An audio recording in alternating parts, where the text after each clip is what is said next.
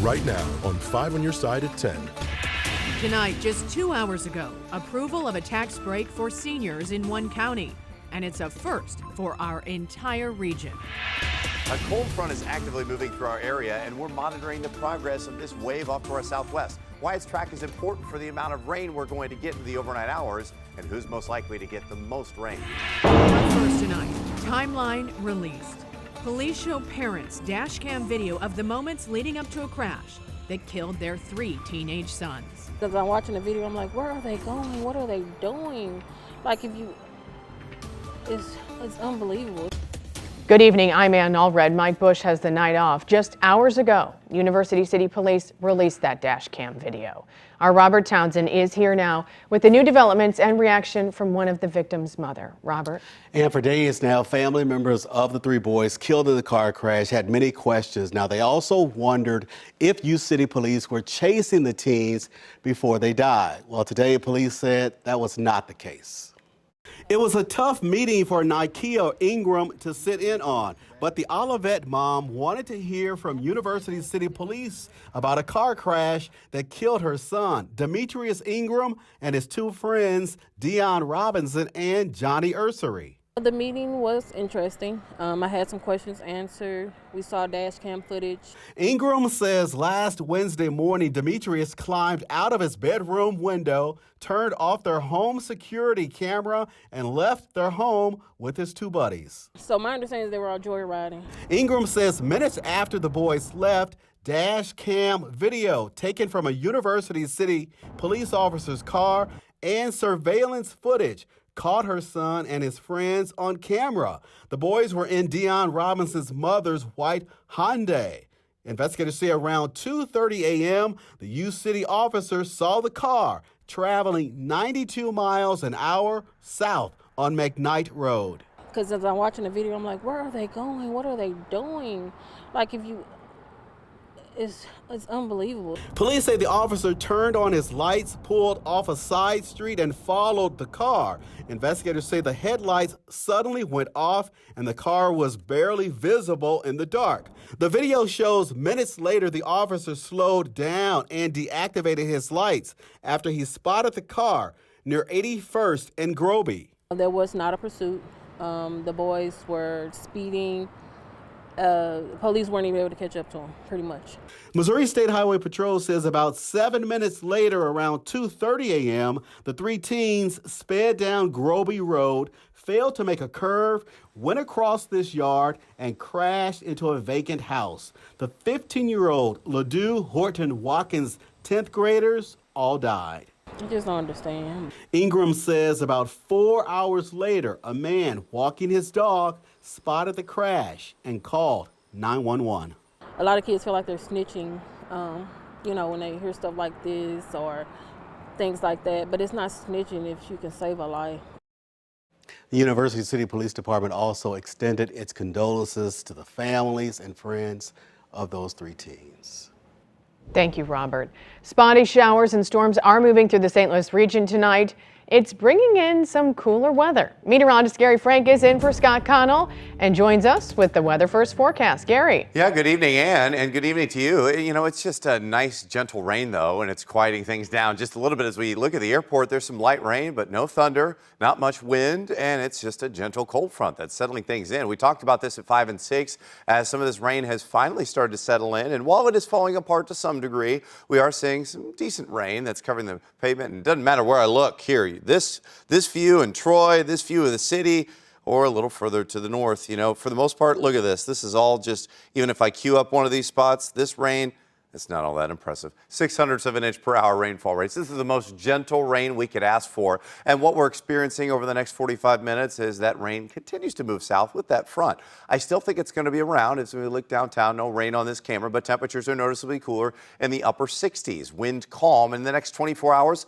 Showers will continue for some of us overnight as cooler air settles in with quick clearing by late morning. I don't want to say that 3 times in a row anymore as we fall only in the low to mid 60s. We'll track temperatures back in the 40s and 50s and if we have any more rain in the extended forecast.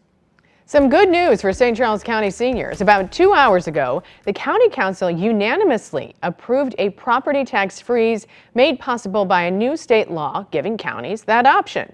5 on your side's Laura Barcheski sat down with the county executive tonight. Laura. And this property tax freeze would actually start next year and apply to St. Charles County residents who are 62 years old and older. Now, the St. Charles County executive, Steve Ellman, says there has been some pushback from school superintendents who are concerned about future revenue. It would be all property taxes, not only the county property tax, which is very, very small, but also the schools, the fire districts, the ambulance districts, the library, several others. But it would affect all taxes. Ellman says this is necessary for seniors who are on fixed incomes who've been heavily impacted by inflation. In St. Charles County, personal property tax went up by 30% on average. He says he's confident in St. Charles County will continue to grow at a rate that will provide enough revenue. A resident who spoke at the meeting says he supports it, but thinks there needs to be some changes. You're going to hold us down to a tax rate that is reflective of this higher valuation that was created by the pandemic. I suppose it will serve to offset some of the expense associated with losing tax revenue. Nobody in opposition spoke at the meeting tonight, and Ellman says some changes can be made in the future and is actually hoping the legislature can clarify a few things in this bill. Reporting live in St. Charles, Laura Barcheski, 5 on your side. Tonight, a bill was introduced at the Jefferson County Council meeting that would grant property tax relief for seniors. Tomorrow night, the St. Louis County Council will look to advance a similar bill. It was reintroduced last month after the council rejected the measure in July over concerns of lost revenue for vital government services. Tonight, Washington University says its doctors will no longer prescribe puberty blockers or hormones to transgender minors. Patients who are currently receiving care through the Transgender Center at St. Louis Children's Hospital will be referred to other providers. The center will continue to offer education and mental health support. WashU says Missouri's new transgender care laws put the center at risk for lawsuits. Tonight, the whistleblower whose claims helped launch a state investigation into WashU's Transgender Center is reacting. Jamie Reed, a former case manager, says she's heartened and encouraged by the decision. Just hours after that announcement, Planned Parenthood released a statement saying, quote, "In compliance with the law, it will continue to provide gender-affirming hormone therapy to all patients who want and need it, including young patients who have started care with another provider."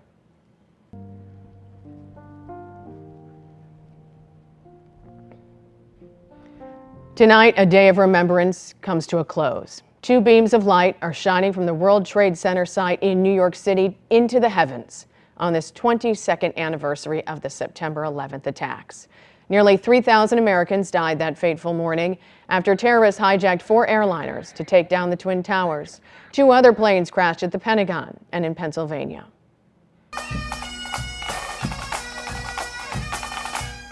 At the World Trade Center Memorial, a moment of silence was held to mark the times the planes hit the towers and when they collapsed. The names of each victim were read aloud. Secretary of Defense Lloyd Austin led the memorial at the Pentagon. 64 people aboard American Airlines Flight 77 and 125 people on the ground lost their lives on 9/11. And a ceremony was also held at the Flight 93 Memorial in Shanksville, Pennsylvania. The plane crashed in a farm field after passengers thwarted the hijackers' plans to crash it into the U.S. Capitol. Today, President Biden delivered remarks at a military base in Anchorage, Alaska. That's the first time a sitting U.S. president has not visited one of the attack sites on the anniversary. My fellow Americans, September 11th, 2001 tested our strength, our resolve, and our courage. But we'll never forget that when faced with evil and an enemy who sought to tear us apart, we endured. St. Louisans also paused to remember today. Ceremonies were held on both sides of the river from Scott Air Force Base to O'Fallon, Missouri. Hundreds commemorated the day with a 21-mile march to the Arch. It was also a day of service at Enterprise Center, where hundreds of volunteers assembled meals from 350,000 pounds of food for the St. Louis Area Food Bank. Tonight, the FDA is giving the green light to updated COVID boosters. Both Pfizer and Moderna have a new formula designed to target the XBB.1.5 subvariant of Omicron. The FDA says anyone 5 or older can receive it regardless if they've been vaccinated before. The shot should be made available later this week once the CDC signs off. Health officials are also suggesting you get your flu shot. But wouldn't it be easier if you could just get both with just one jab? Tonight, our Verified team is looking into that possibility. Here's Annie Yu. We verified by checking with these sources. In June, an FDA panel recommended drug makers create an updated COVID-19 vaccine, one that only targeted the Omicron XBB subvariant. Moderna and Pfizer both submitted applications, and neither mentioned including protection against the flu. Also in June, the CDC announced the formula for this season's flu shot, which advisors recommended. It contains 4 strains of flu virus that officials think are most likely to show up this fall. The CDC's website says you can get both shots at the same time in the same arm, or one in each if that's convenient, but you don't have to. So we can verify, no, the COVID-19 and flu shots won't be combined into one. But Pfizer, Moderna, and Novavax are testing vaccines that could protect against both, which could be ready as soon as next year. What would you like for us to verify? Send an email. The email address, verify@kstk.com.